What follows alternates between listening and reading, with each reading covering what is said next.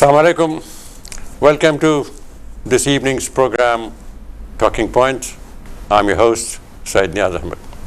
With us in our studios, as usual, is a distinguished guest, an author, a social scientist, educationist, and civic leader. He would like to call himself a civic activist.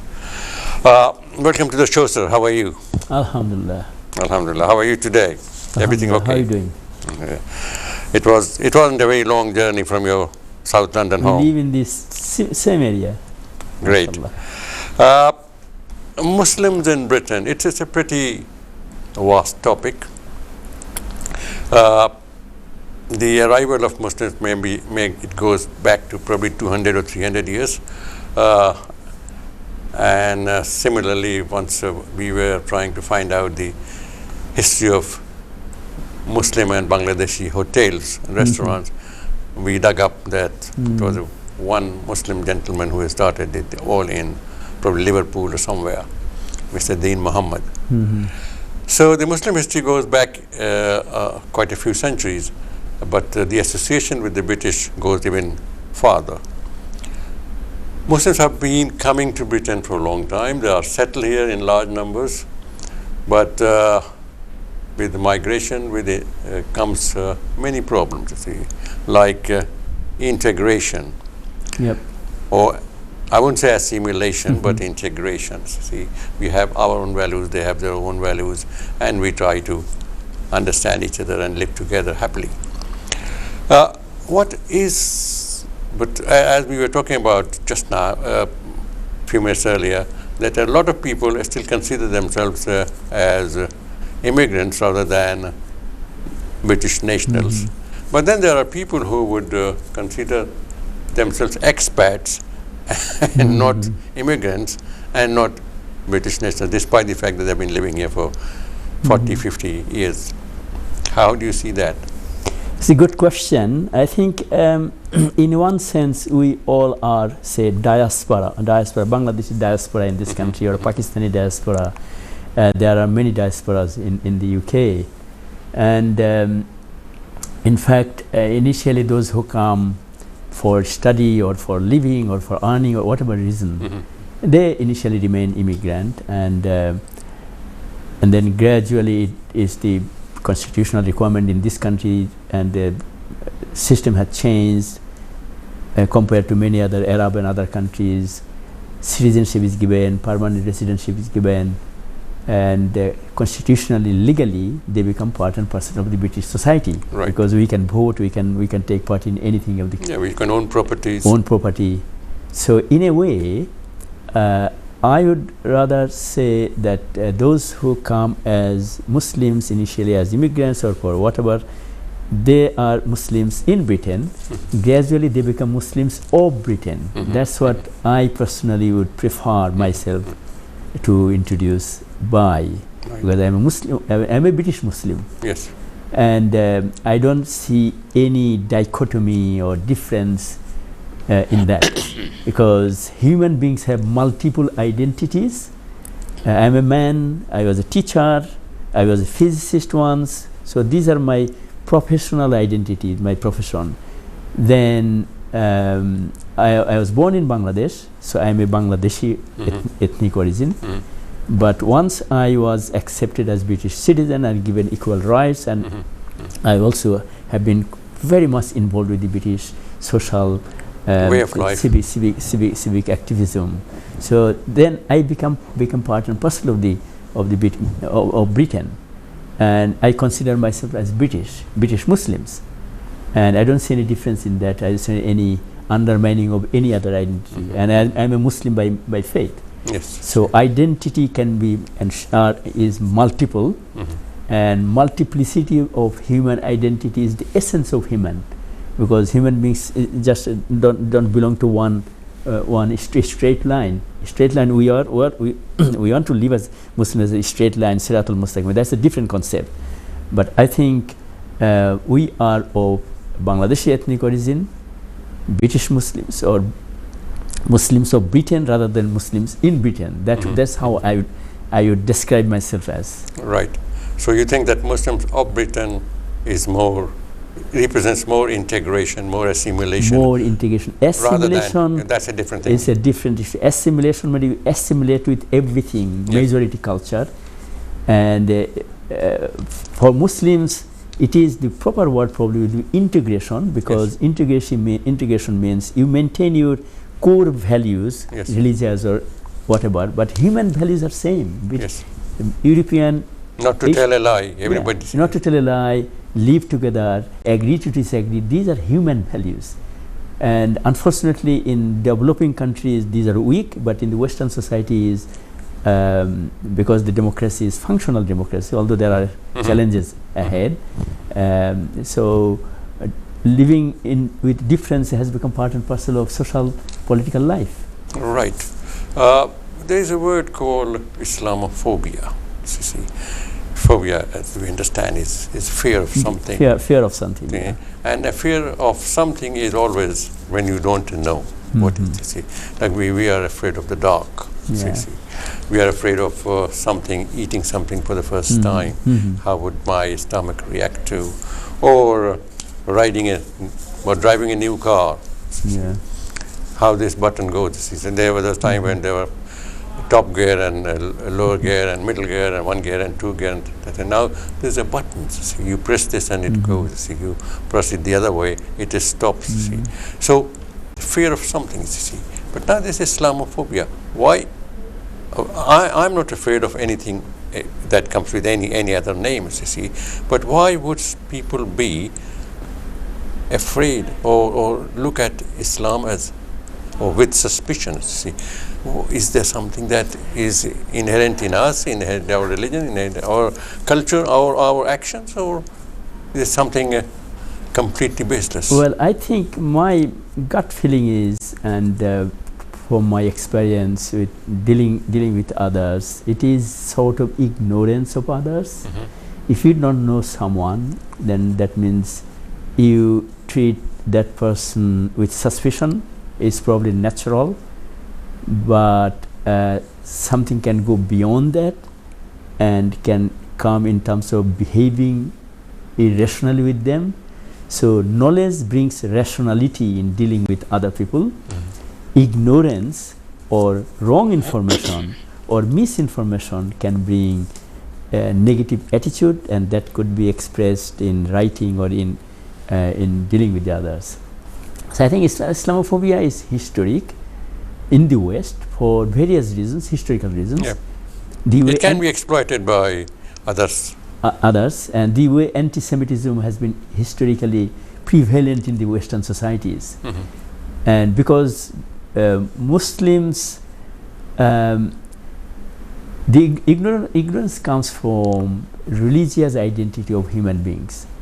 Europe claims itself to be Christian, although Christianity has got less social impact on human life, religious impact on social life, and especially after the Reformation and Enlightenment and scientific progress, Europe has come away more or less from the teachings of Christianity.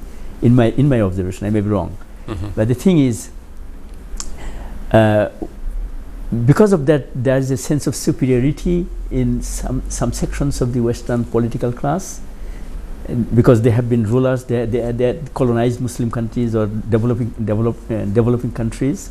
So this superiority and ignorance of others, and people coming from poorer countries or developing countries, there is a type of us and them attitude, and far right group or extreme groups manipulate this, and policymakers sometimes implement that. Media sometimes highlight that. So in a way, essentially this is because of ignorance, essentially because of sense of insecurity in one sense, at the same time sense of superiority of European culture compared to the others. And if this barrier is broken, then we all are same. At the end of the day, we all are human beings, same blood, same flesh, same feelings. And maybe culturally there could be difference, but we are all same.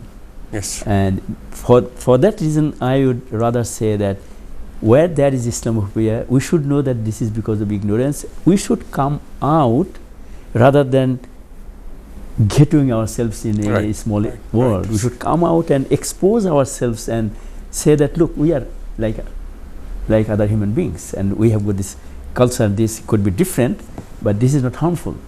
So it's a two-way process to minimize Islamophobia, and obviously in any country, if newcomers come in a large number, there will be some suspicion.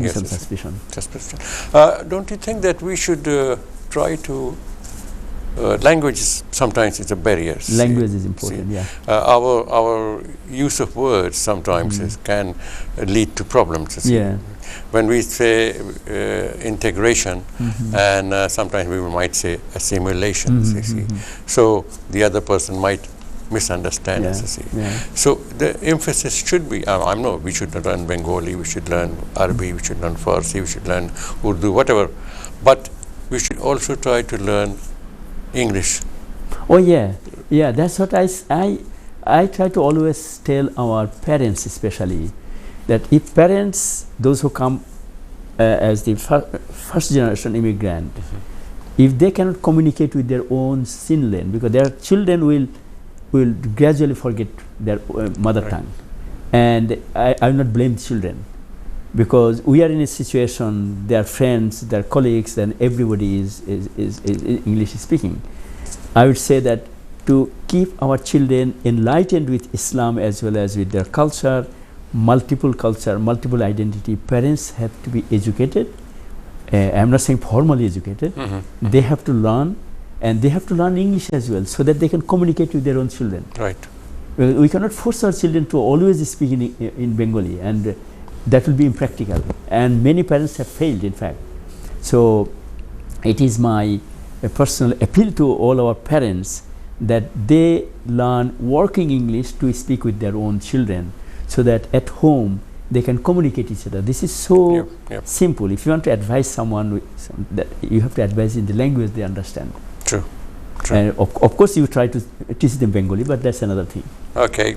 On that very interesting topic of unskilled labor to so-called developed countries from Bangladesh, you see. They say that human trafficking is most paying.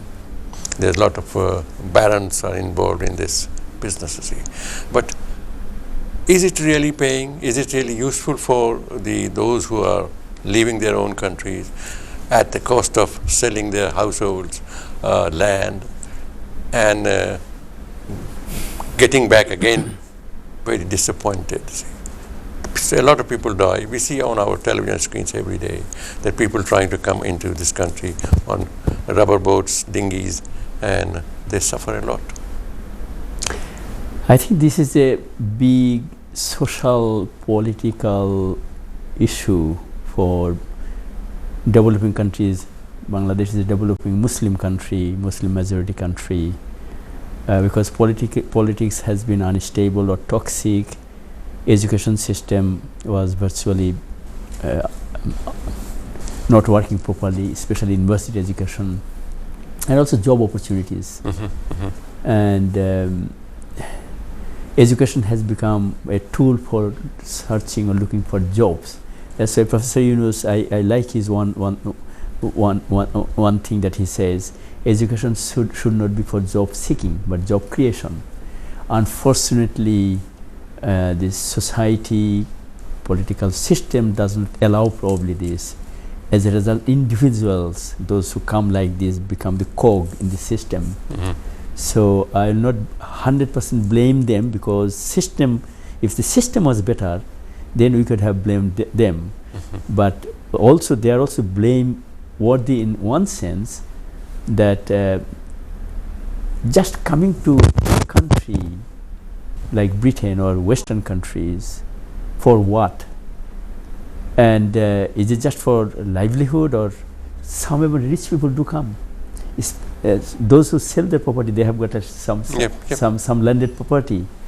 So individually, every family should think very seriously whether, and should try to find opportunity in their own country, in their own place, and educate properly to those something that can give them living.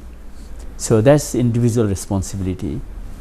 Political leadership and social civic leadership should also sit and think and discuss and find ways so that this is halted from that side. And developed countries like Britain and others, sometimes they make this political capital in certain sections, especially far-right politics, thrive on bashing immigrants. But that's another political discussion. But then again, these developed countries, they do need skilled or unskilled workers to look after so many jobs, you see, like street cleaning, factory workers, Uber drivers, home delivery food boys. They need these people to see. They are coming here to see. But are they going to remain as Uber drivers? Are they going to remain as taxi drivers and motorbike drivers, or will they move into something else? You see, will they be able to better their career? Ambition is so important for human life, and because it's a program Muslims in Britain or Muslims of Britain, so I must say that Muslims should have some purpose of life, and the purpose is how to maintain their religious dignity as a human being, dignity of the country that they belong to. That is so important, and for that halal income is fundamentally important. Halal means income that gives them this honest income that justifies their whatever they do. So in a way, Muslim parents have a responsibility as well. As I mentioned, community leaders and social leaders, civic leaders, political leaders should really think on that. There should be, in fact, a commission in every countries where many people come from, a commission on why people just live. And to my knowledge, many countries just encourage them even, which is so wrong. Whereas they need the talented people. And if we say that the Western countries need skilled labor, but the difficulty is for the once skilled labor means skilled labor coming from, say, Bangladesh or developing countries, that countries will be lacking, deprived of skilled people. Right. And this country may be benefited, but the developing countries hugely lose their talented people. True. So in fact, this discussion should be in the public domain. Right. And parents. After this break, we will put it in public domain and we'll talk about it. We were talking about that we have to create situations in the country, home country, where these talents, their talents, can be used, and they are not tempted to go abroad. You see, because going abroad is not the solution. It can create problems, and they might even end up losing their lives. How can we, what are the step-by-step solutions, in your opinion, that we can solve by providing better education, by providing employment to these people? This is a big issue for developing countries where there is no infrastructure. So I think, and if the politics is not right, then things become worse. Because at the end of the day, politics is at the helm of running society. So I think civil society leaders, community leaders, parents, those who understand this, they should bring this issue in those countries in public, discuss this as an important issue, because brain drain is weakening developing countries and fattening the developed countries.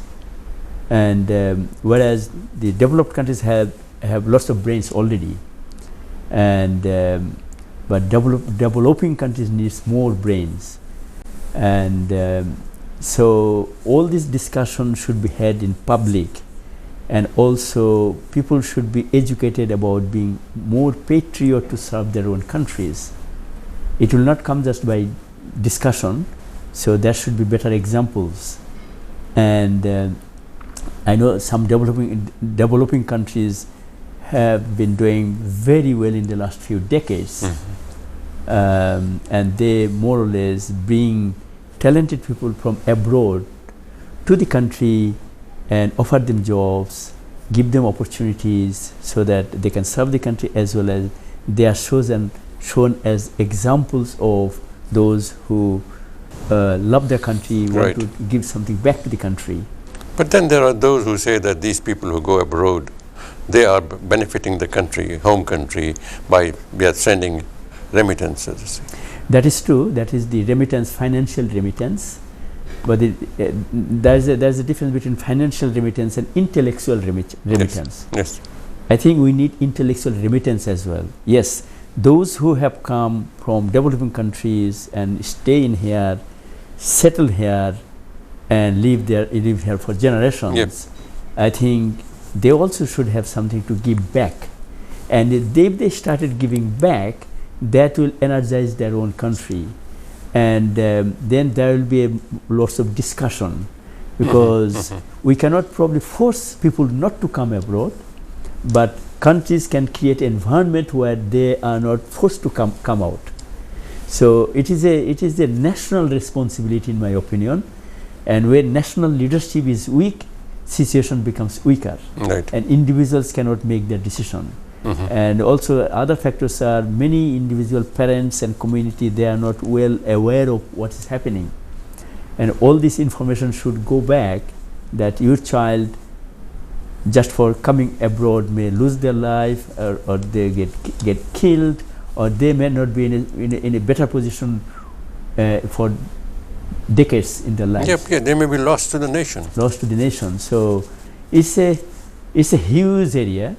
And patriotic leadership, political, social, civic, and community leadership should discuss this seriously in the developing countries. And of course, people in here, say, if it is a case of Bangladesh, Bangladeshi community leaders and academic people, they should also discuss this, the pros and cons of everything. It should be out in the open. So that people decide on the basis of information, not of ignorance. At the moment, many things is unknown, and they just jump into the ignorance. Yeah, there are a lot of innocent people are being exploited. Career, they do not know. Life is full of roses, so if you go there and you will get this, you will get $200 every day, and they translate it into Bangladeshi taka, and then they feel happy. We were talking initially about parenting children, and we talked about parents being able to communicate with their children in English, because the overall situation in the country is of English speakers. See, when we open our door, the child comes from a school, he steps in very practical way, he steps into Bangladesh, see, and the moment he opens the front door, steps out, he is in England, Britain, see.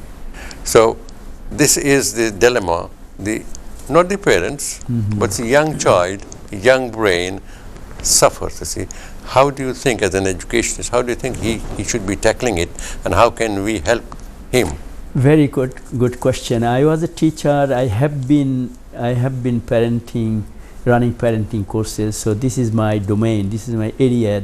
I have taught in Tower Hamlets in the early 2000. We started parenting courses with the purpose of enlightening parents how to handle their children, especially. I was a behavior specialist, how to deal their behavior issues. And we found that parents being aware of parenting and knowing some skills of life in this country tremendously helping their own children, guiding their children to be steadfast in their life, to choose career, to behave properly in the schools. And that has really worked well in this country. And I think parenting should be universal, because mom and dad are given the greatest amana on earth according to Islam. Children are our amana, and violating this amana is a sign of nifaq or munafiq. So raising children as good human beings or successful human beings, successful citizen of the country where they live, law-abiding citizens, as law-abiding citizen, as well as successful Muslim, multiple identity. That's the job of the parents. And children are vulnerable, and they will probably learn many things from the society, from TV and other things. Social media is a disease sometimes. But if parents are aware and knowledgeable and spend time, it's a 24/7 responsibility. Then they can think, they can attend courses, they can bring some ideas from others and help their children grow, as I mentioned, successful Muslim, successful human being, successful citizen. And that is the whole purpose of parents, and of course the benefit they get in their old days, because within the parenting, Islamic parenting, children are taught that when their parents get older, they should respect and look after their own parents. True. So it's a reciprocal process. Right. You said in the beginning that you have written something about Rohingyas. How do you see that issue right now? It is a sad story, and when I was in Bangladesh in it probably first thing happened in 1977 or 78. I was in Bangladesh. I was coming to England. 50 to 70,000 Rohingyas were thrown out of Myanmar at that time. In 1991, another 70,000. And it continued, and when it happened in 2017, that was the worst massacre. 1.1 million Rohingya people live in Bangladesh. Out of probably number is a small community.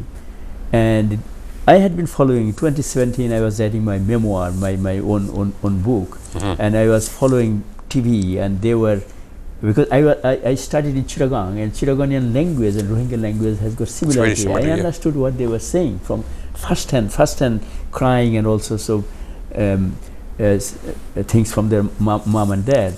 So I decided to unearth for myself, especially because I didn't know that much.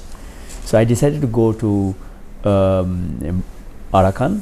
I didn't go to Arakan, but I was in Myanmar, and I followed certain books that I trusted. Professor Abdul Karim was Vice Chancellor of Chittagong University. He wrote a book on the Rohingya.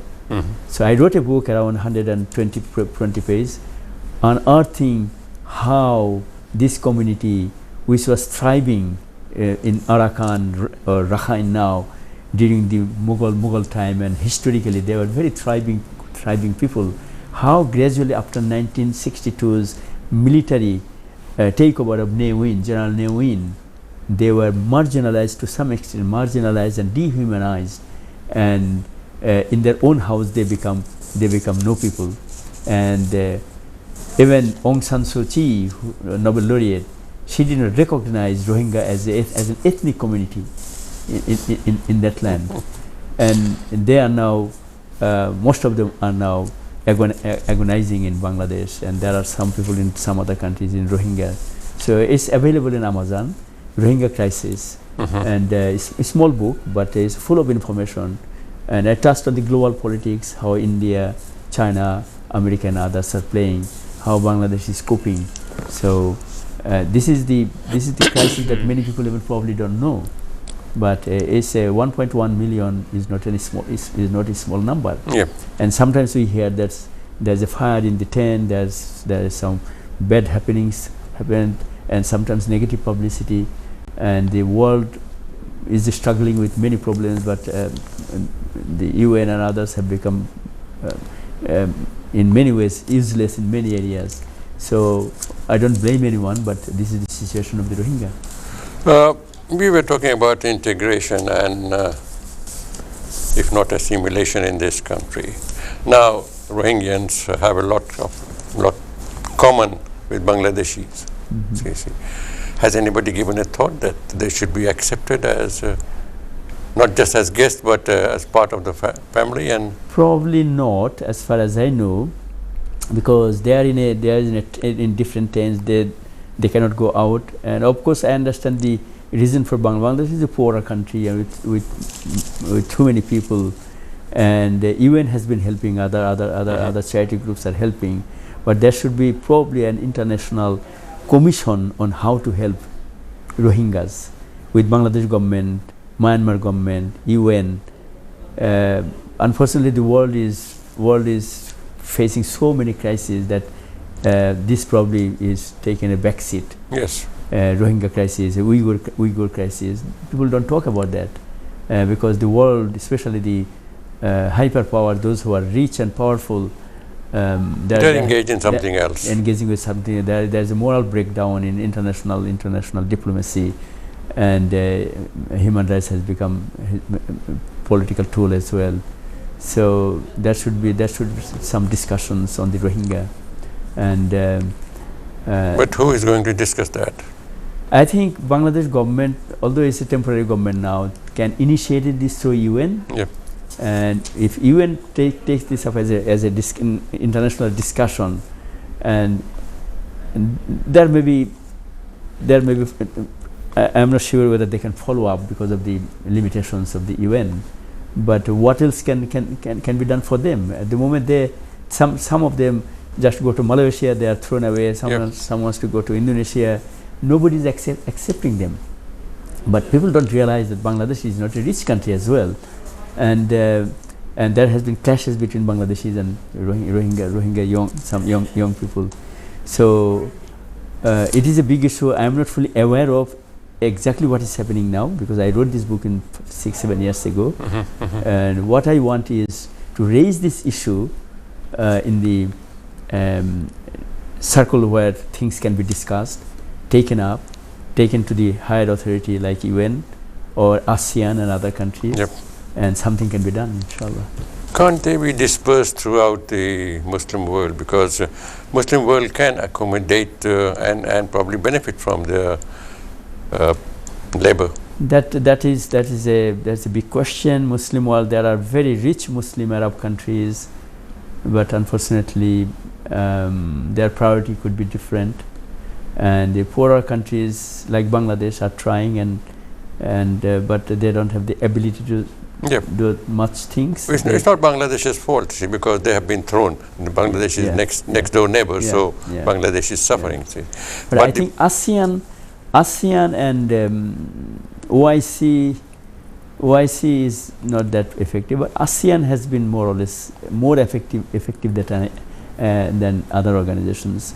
ASEAN should have taken up, but Bangladesh is not an ASEAN member, and I think Bangladesh government should approach the ASEAN establishment. They can also approach OIC, as you said, that's not very effective. They can also approach GCC, the Gulf Cooperative Council, and because they are young, most of them are young, they can be used, trained, and used as good labor. Instead of importing labor from other countries without the knowledge that they can do something. See. We export people who are supposed to be electricians, but when they reach there, it is revealed that they do not know anything about electricity. See, between the live wire and the earth wire.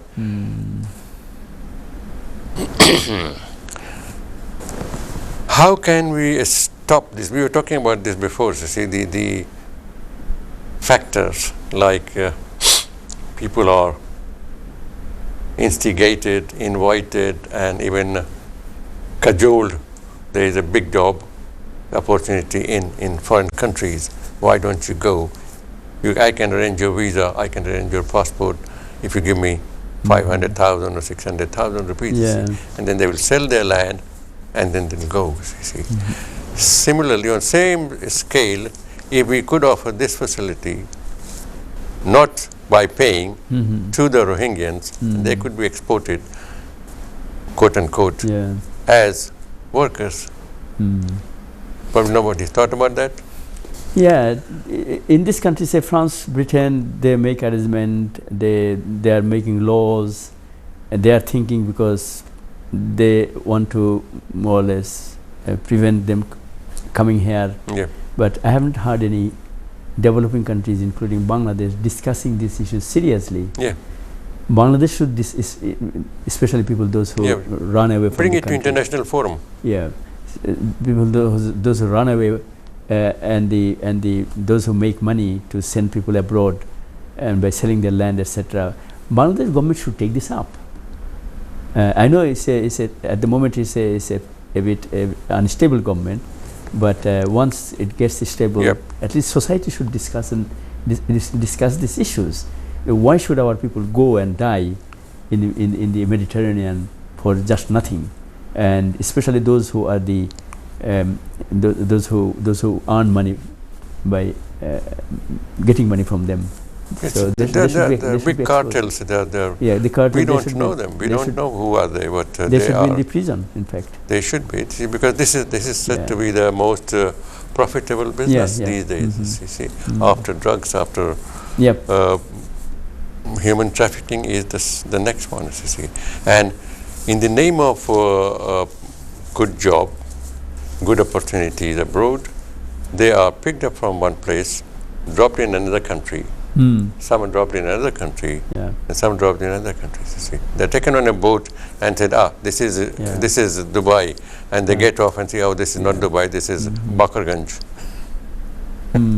So that happens. You see, going back to parenting again, how positive, how optimistic you are about the role of Bangladeshi parents in this country? I think overall things have improved in my observation. I will say that because we started in town hamlets and things have taken up, gone very wide now. The practical benefit that I can tell is not just parenting, but through other things. Bangladeshi children's educational performance has gone high. I remember in the 1990s, that means 35-40 years ago, the Bengali children's GCSE A-level result was 1/3 national average. But with Tahamles coming up with parenting scheme and many other things, not only parenting, the others, we educated our imams as well on parenting. And so that played a part, I'm not saying that the full part, in more or less educating parents to educate their own children. So now Bengali children, British Bangladeshi children's result is above national average. National average is around 50, and Bangladeshi children are attending 55-56%. That's really, really good. And many of them are going to Russell Group universities, London universities, Oxford, Cambridge, and from poorer families. So that's a good benefit that I can see directly of parenting.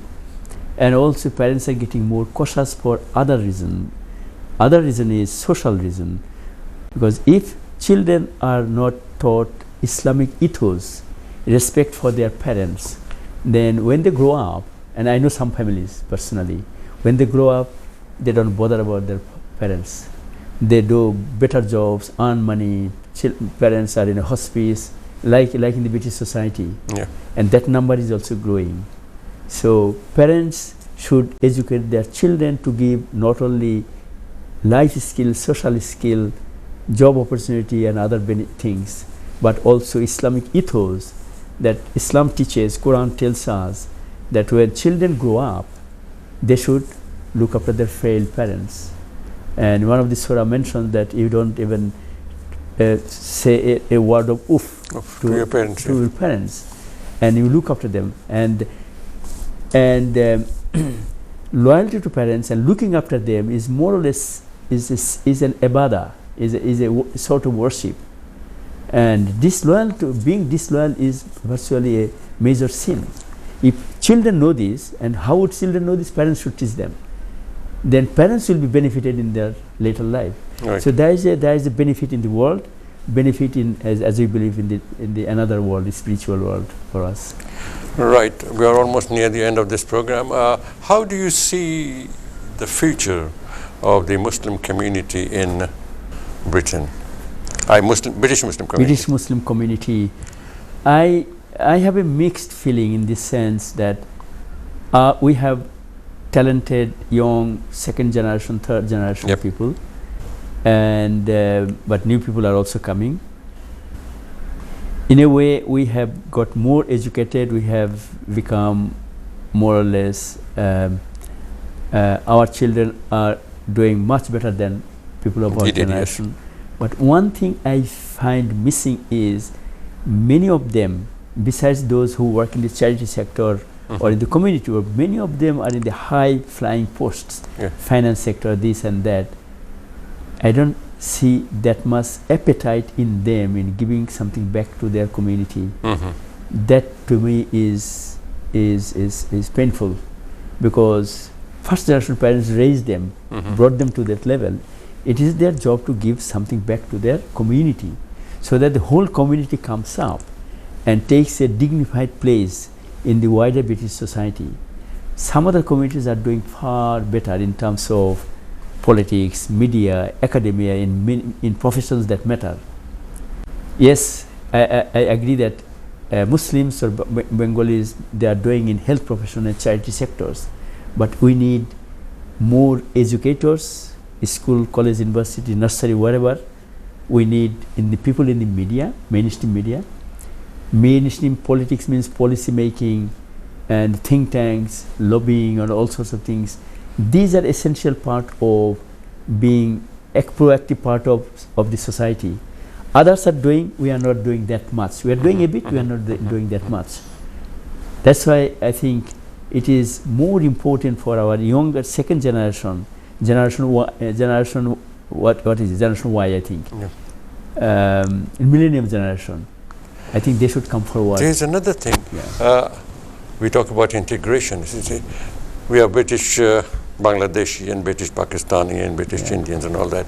Have you noticed that there is a lot of intermarriages between all these communities and our young people, both girls and boys, you see.